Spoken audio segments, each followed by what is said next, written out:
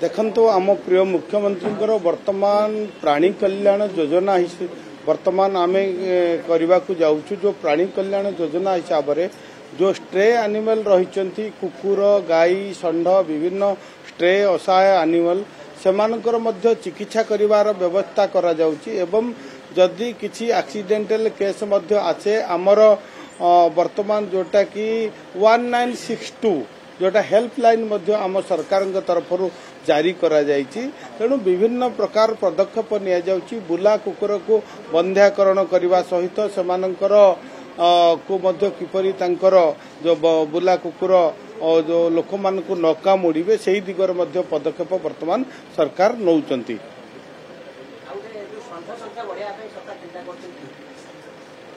देखंतु वर्तमान आमे विभिन्न जो वर्तमान षंढ संख्या आपण कहउचंती विभिन्न प्रकार गोपालन एवं गो सुरक्षा एई दिगरे मध्य सरकार वर्तमान पदक्षेप नौचंती जोटा कि मुख्यमंत्री कामधेनु योजना रे आमे विभिन्न प्रकार 8टी दिग उपर सरकार चिंता करुचंती। राज्य रे गोपालन गो सुरक्षा एवं गोवंशर वृद्धि एई दिगरे मध्य सरकार पदक्षेप नौचंती एवं विभिन्न प्रकार प्रोत्साहन मध्य लोक मान को दिया जाउची जो माने गोपालन करिवे दुग्ध उत्पादन क्षेत्र में मध्य घास चाष दिगरे मध्य सरकार पदक्षेप वर्तमान नौचंती एवं आगामी दिन रे हमर जो देशी गाई रहिचंती सेमानकर मध्य वंश वृद्धि करिवा पई सरकार वर्तमान पदक्षेप नौचंती एवं गोशाला करिवा पाई मध्य जो स्ट्रे एनिमल रहिचंती विभिन्न जगह रे हमर असहाय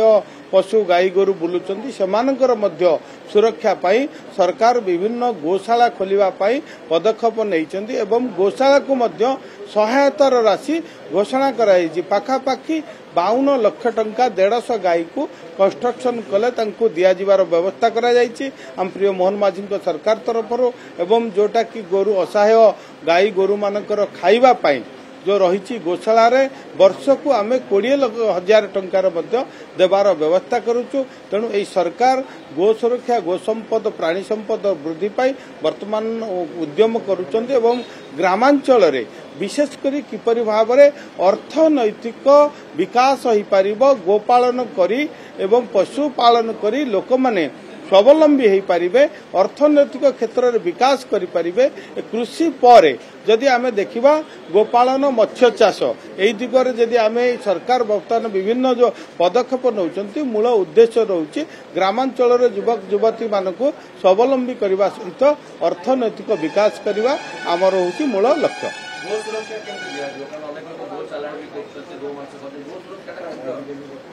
देखो वर्तमान आम सरकार गो सुरक्षा पाई मध्य विभिन्न आम पदक्षेप निया जाउछ विभिन्न जो माने गोचालन करुचंती से दिगरे मध्य पदक्षेप निया जाउछ आगामी दिन रे मध्य एई क्षेत्र नै करी किपरि भाव रे गोचालन को रक्षा बंद करा जिवो एवं गोहत्या बंद करा जिवो एई दिगरे मध्य आमर कमिटी वर्तमान गठन होईछि एवं से कमिटी रे विभिन्न पदक्षेप निया जिवो आगामी दिन रे एई जो गोचालन गो सुरक्षा गोहत्या एई दिगरु कठोर कठोर केमते आमे पदक्षेप नेबा एवं गोमातांकर सुरक्षा हबो निश्चित भाव रे सरकार रे निश्चित भाव रे पशु संपदर रक्षा हबो एवं पशु संपद वृद्धि मध्य हबो।